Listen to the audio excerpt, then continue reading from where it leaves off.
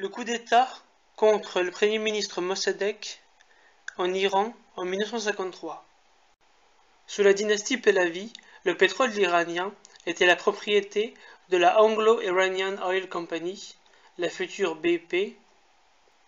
Lorsque le Premier ministre Mohammad Mossadegh en 1951 a voulu nationaliser la Anglo-Iranian Oil Company, l'Angleterre a proposé aux Américains de faire une tentative de coup d'État contre lui, afin d'avoir un gouvernement pro-occidental. C'est ce qu'a reconnu le gouvernement américain dans des documents déclassifiés de 2013 et de 2017. Voici un document déclassifié le 20 juin 2017. Département d'État, secrétaire assistant, 26 novembre 1952. Sujet, proposition à organiser un coup d'État en Iran.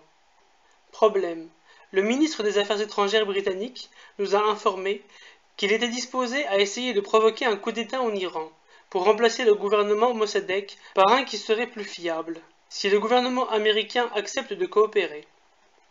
La CIA et les services secrets britanniques ont été très tentés et ont eu des discussions préliminaires regardant la faisabilité d'une telle action.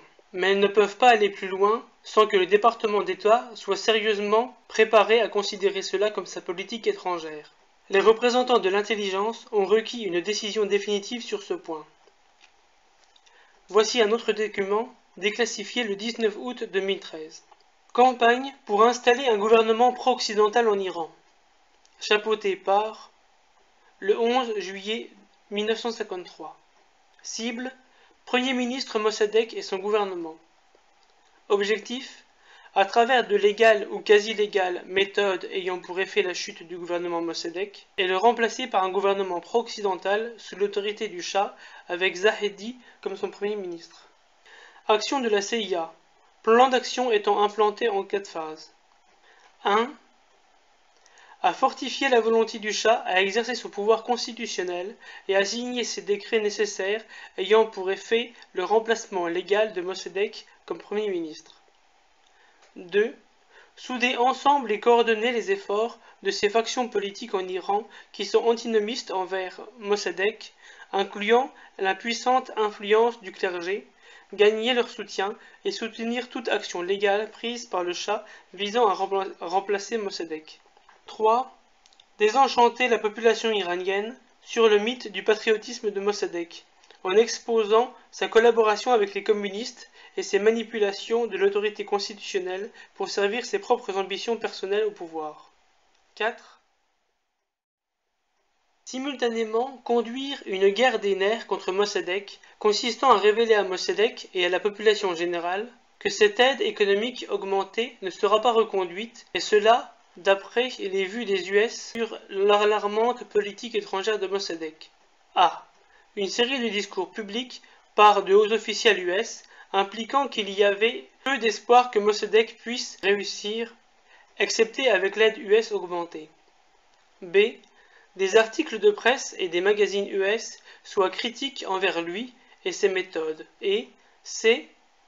Absence de l'ambassadeur américain, laissant croire à l'impression que les US ont perdu confiance en Mossadegh et son gouvernement. Résultat. Le jour J original, décidé par la CIA, a raté quand Mossadegh a appris le plan par un lien et pris immédiatement contre-action pour neutraliser le plan.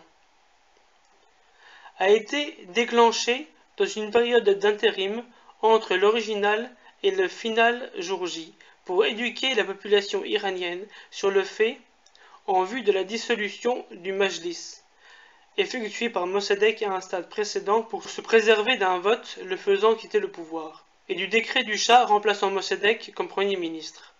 La continuation de l'exercice du pouvoir par le cabinet de Mossadegh était illégale, et cette autorité pour gouverner le peuple restait seulement et complètement dans les mains du Shah. Les nationalistes et les communistes, durant cette période, aidèrent à leur insu notre cause, à travers leur tentative impatiente à promouvoir un gouvernement républicain. Ce thème était contraire à l'opinion publique, qui a ses sympathies pour le Shah. La fuite dramatique du pays par le Shah servira à plus intensifier le sens de la loyauté du peuple envers lui. Ces actions eurent pour résultat une littérale révolte de la population. Les militaires étaient forcés d'agir en réprimant les émeutes et étaient gagnés fortement à ce moment-là de la situation à soutenir le Shah, qui a été barré et remplacé par. Les forces militaires et de sécurité se joignirent à la populace. Téhéran était prise et Mossadegh était forcé de fuir le 17 août 1953. L'expulsion de Mossadegh a été accomplie avec succès le 19 août 1953. Note 2. Qu'une adéquate quantité d'aide économique intérim US devrait venir au gouvernement successeur.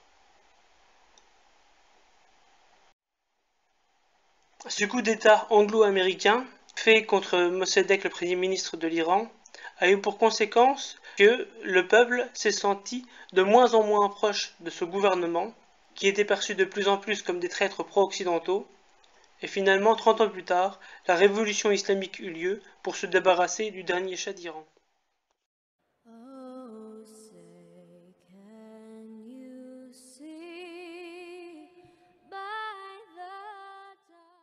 Est-ce que l'action de la CIA s'arrête aux frontières de la France comme le nuage de Tchernobyl? Voilà. Les gens qui m'écoutent, ils vont chercher un chef de l'État. Ils cherchent pas un bisounours.